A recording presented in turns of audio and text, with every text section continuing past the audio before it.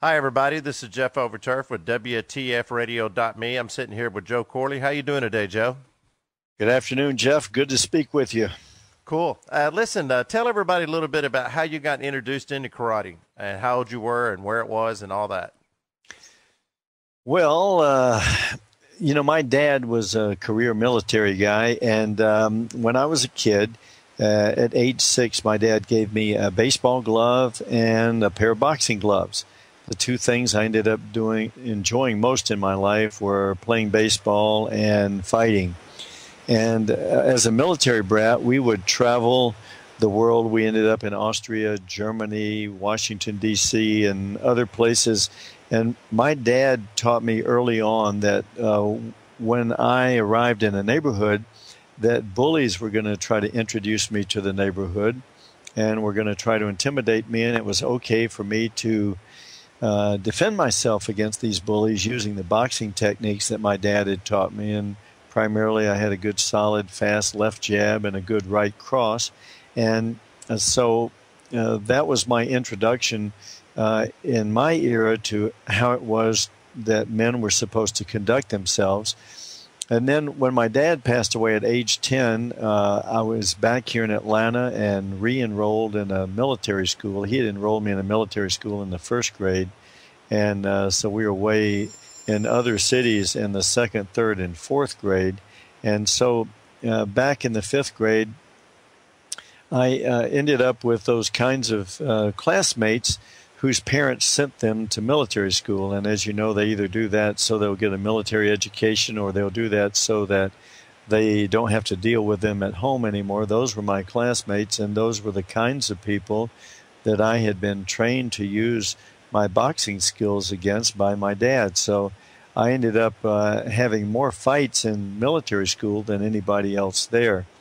When I got to be 16 and I was, between my sophomore and junior year, I was introduced to the martial arts here with Kim Dashik in Atlanta and Bobby Dye.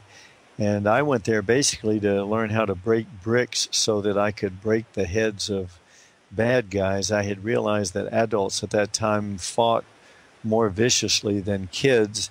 They didn't just bloody your nose and then you gave up. They really tried to hurt you. So I thought if I could break bricks, I could break big bad guys.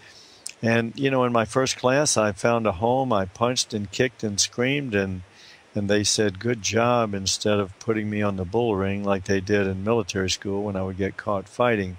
So that really became a home for me. Bob Dye was the American instructor who really articulated what we were doing very well. And then Kim Dashik was our quotes philosophical leader, who was not one of the normal Koreans who was here to make a big business out of martial arts, but was rather a physical education instructor who actually ended up down there at the University of Texas running the physical education department after he left Georgia.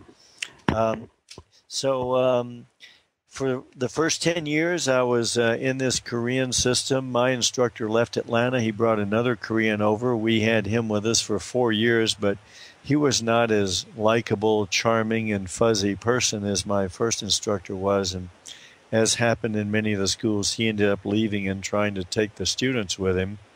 At that time, I had met Chuck Norris in a tournament in Madison Square Garden where I was fighting. I had ended up being ranked among the top 10 in the country by Black Belt Magazine, and Chuck had invited me out to train with him. And so I called him, asked him if I could take him up on his invitation. He said, "Come on." I came out, worked out with his guys, and Chuck was very busy at that time. He had just started his acting career. He introduced me to Pat Johnson. Pat Johnson really became my mentor and my new instructor, if you will, teaching me all the things I hadn't learned in the Korean styles of Tang Soo Do and Taekwondo about how to use my hands effectively. And it was the era when Howard Jackson and Bobby Burbage and Harold Gross and those guys were coming along. So I got to train with some of the really best people in the country. Pat Johnson and I have become lifelong friends. In fact, he was just here in Atlanta, left yesterday, came in here to shoot a movie scene for a friend of mine that's doing a movie here in Atlanta. And so we really began Americanizing the training there at 1972, and now it's just 39 short years later, and we're still on a roll. You know, that's the year that I started, was 1972. It's February 10th, as a matter of fact. It's funny how everybody that in karate, they can remember the exact day they started. Yeah, and it all starts when you enter the scene. I was a third-degree black belt in 1972 when I had the privilege of having Pat Johnson just mop up the floor with me every time I picked my leg up to kick him.